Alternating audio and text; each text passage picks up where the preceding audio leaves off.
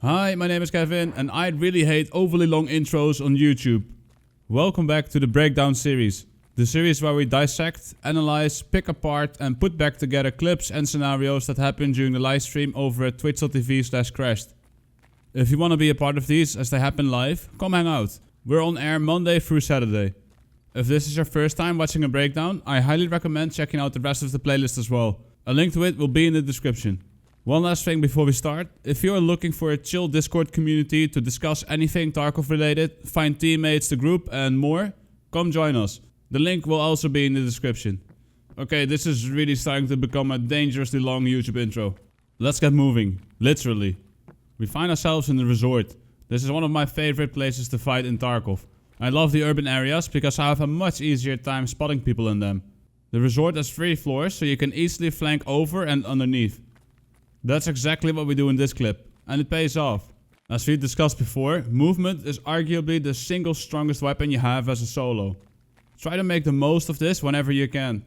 In my own experience, it can be very easy to get tunnel vision in Tarkov. And I think this is exactly what happens to our enemy in this case.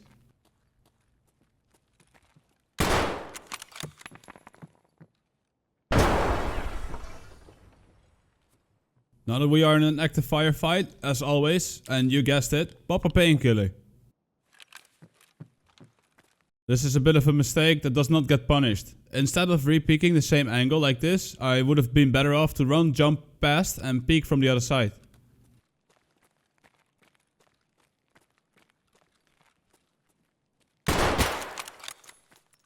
Alright, so he's still there, and now that he has this mental image of us in this location, we break line of sight and move underneath.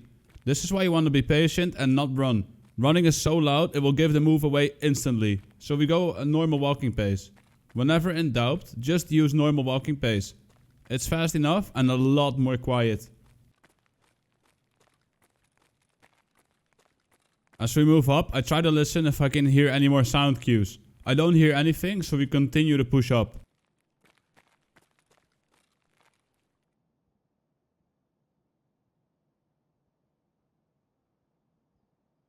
Is he behind? This explains why we didn't hear anything when coming up behind. We switched positions and are both looking for each other in our old known locations. We take another shot which doesn't land and we keep pushing this time.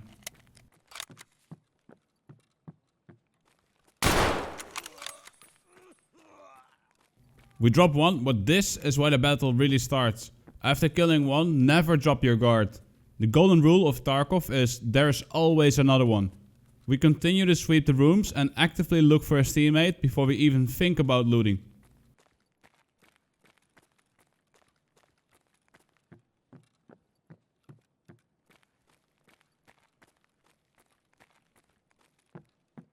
After we cleared some of the rooms, we figured out he did not have a teammate. And after taking some time off, catching up with chat, repacking bullets, etc. we move back out when we get lucky to barely dodge a bullet.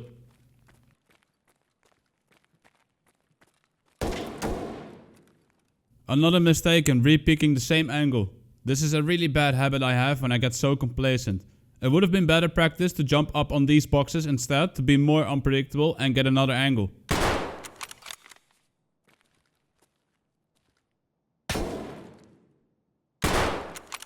Anyway, as always, hindsight is 20/20 and we get a bit lucky, it does not land a shot and we end up winning the engagement. This clip is from a viewer kit by one of our valued community members, Danny.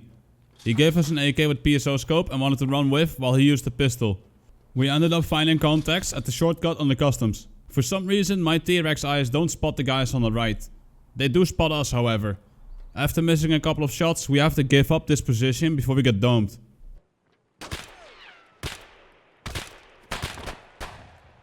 Didn't even see the guy, man. But I'm a really persistent and stubborn bugger, so I try again on a slightly different angle. Basically begging for a headshot here.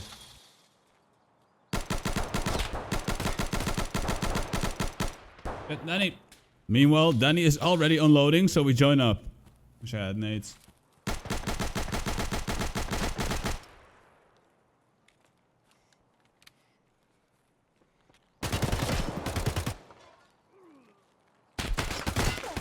Oh, Danny! Watch out! No! No, Daddy! So the one of them inside is down, and we know there's still the dude on the left behind the fence. So I'm really looking to push up at this point and finish the fight.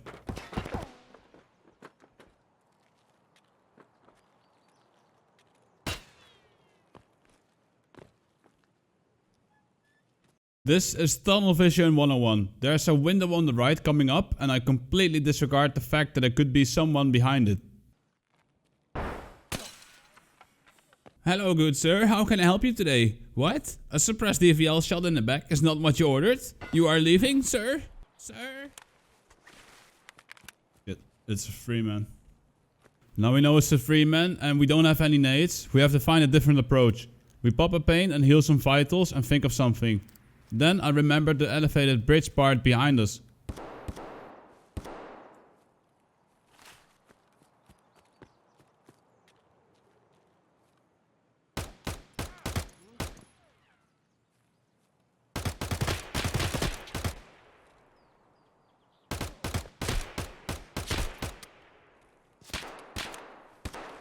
There's still another one. For the sake of time, we jump forwards about a minute. We healed back up and repacked the mags. Our armor is completely wrecked, so we might as well drop it because it's only slowing us down at this point. This is where I make another mistake. The dude that's left in the shipping yard is clearly very busy with other things. I should not be taking the shot because it's not going to be a kill shot. All this will do is send him a "Hey, we're still in the area looking for a fight" kind of message. After this, I decide to move wide into unfamiliar territory for a big flank. The idea is to get on the rocks behind the gas station in the expansion area. Looking back at this clip now, I'm really wondering what led me to make these decisions and not just push in through the shortcut we have just cleared. And then when we are almost at our destination, there's a scav. I don't want to shoot the scav because the noise will give my position away and possibly alert the shipping yard guy we're still on the hunt. So I decide to move back, losing time again. And getting a little reckless.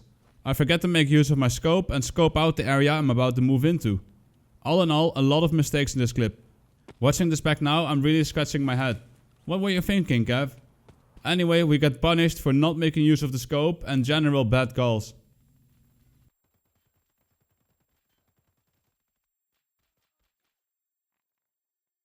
This is how you should be moving, in my opinion of course. Leave the enemy guessing, but stay close to the action. Don't take flanking overboard and go cross map in an attempt to do so. We missed a shot and the enemy is in the advantage. Re-peeking now will mean certain death. I don't want to re-peek that. I'm gonna die.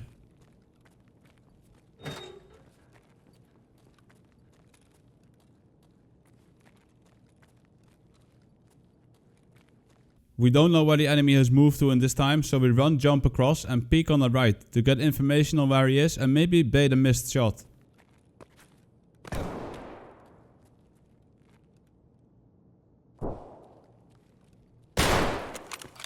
We miss another couple of shots and the enemy here is getting complacent and gets taken out when he runs up.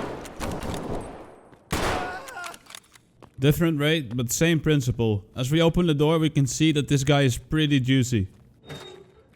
Yeah, no way I'm repeating that. We run towards the other, already open door and we stop to walk backwards to the door we just opened ourselves in an attempt to throw him off.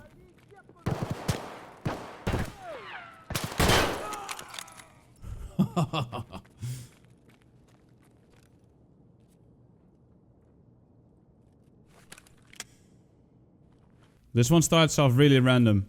We were just doing our thing on the resort when we walk into the piggy whisperer himself. He was really chill about it though, so no hard feelings mate.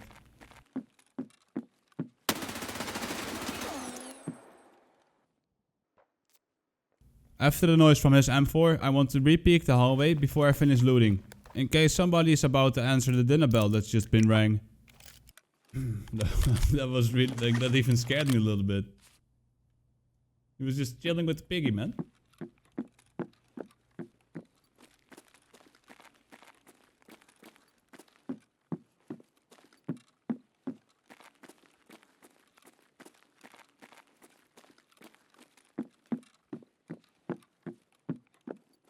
I think he was alone. I only heard the M4 as well.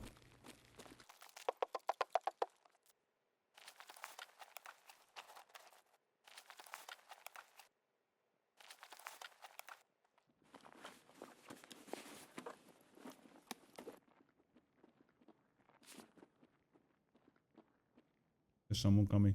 And there you go. I can hear someone walking on wood coming towards us.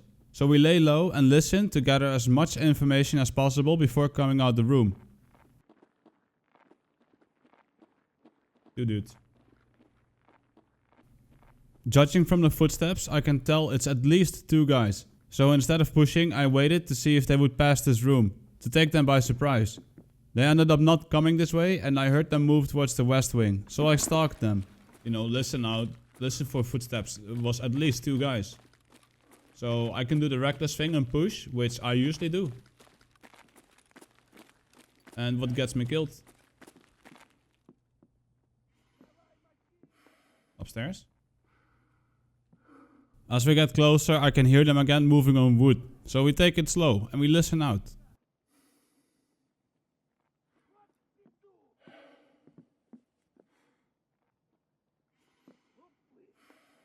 They're upstairs or on the left.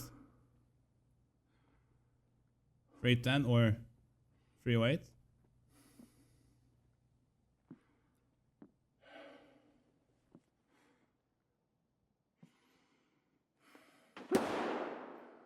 Judging from the sound, I think one of them just took a shot from the balcony. I'm almost 100% certain they are in 306 or 308 at this point. So we make the push.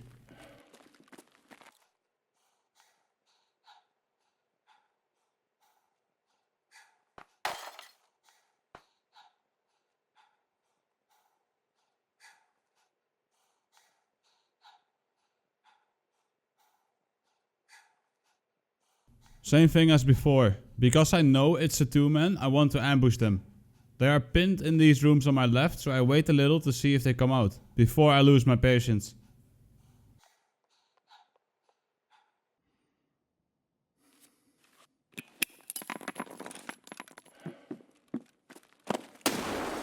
Oh.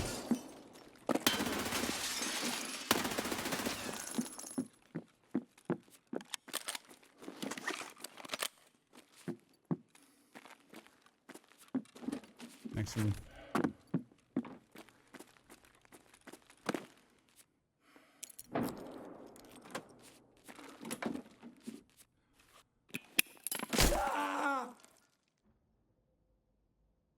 Okay. So, how did this happen? This is why I love making these videos and watching them back to see where I went wrong. Sometimes fishy things happen in Tarkov and people are very quick to blame hackers or cheaters. But watch this. It's not actually the guys inside the room that kill me. Pay attention to the window here. See the glass break when the shot gets taken? There was a third party in the west wing, probably attracted to the nade sound. And possibly using thermal scopes to see us through the glass. Point I'm trying to make is that in a lot of these cases there is a very logical explanation. You just have to be willing to look for it. Don't worry too much. Come chill out in the stream, Monday through Saturday on twitch.tv/crashed. Please consider leaving a like on the video if you enjoyed and subscribe to the channel if you're new around here for more Escape from Tarkov. Leave a nice comment and ring the bell. Is the bell still a thing?